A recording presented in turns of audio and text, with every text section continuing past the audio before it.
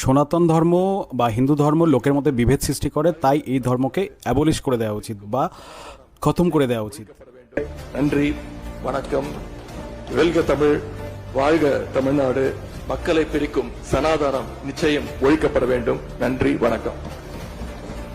Tamil Nadu অ্যাসেম্বলিতে Udhayanidhi Stalin এই কথাটা বলেন। বিজয় থালাপতি বিজয়, আমাদের যে নতুন চিফ মিনিস্টার অফ তামিলনাড়ু, তার সামনে এই কথা বলেন। আর বিজয় থালাপতি সেই কথায় কিন্তু সায় দেন। এখানে উদয়নিধি স্ট্যালিন খ্রিস্টান, আর তার সাথে বিজয় থালাপতি সেও খ্রিস্টান। আমরা যদি এই কথাটাকে উল্টোভাবে বলি যে খ্রিস্টান ধর্মকে অবলুপ্ত করে দেওয়া উচিত, খ্রিস্টান আমাদের সভ্যতার মধ্যে কোনোদিনই ছিল না। খ্রিস্টান হিন্দু ধর্ম বা সনাতন ধর্মে বলা হয় বসুধৈব কুটুম্বকম, মানে সারা পৃথিবী আমাদের পরিবার, সেটা একমাত্র কিন্তু সনাতন বা হিন্দু ধর্মেই বলা হয়। গণতন্ত্রের মধ্যে সবার নিজের মত প্রকাশের অধিকার দেয়া আছে, কিন্তু তার মানে এই নয় যে তুমি কোনো ধর্মকে মুছে ফেলার কথা বলতে পারো, কোনো ধর্মের তুমি কোনো খারাপ বা কোনো কুসংস্কার সম্বন্ধে বলতে পারো। তার ভারতবর্ষ এমন একটা দেশ যেখানে মন্দিরের ঘণ্টা, মসজিদের আজান, খ্রিস্টানের গির্জার প্রার্থনা বা সব কিছু মিলেমিশেই আমাদের একটা দেশ তৈরি। সেখানে আপনি এইভাবে কথা বলতে পারেন না।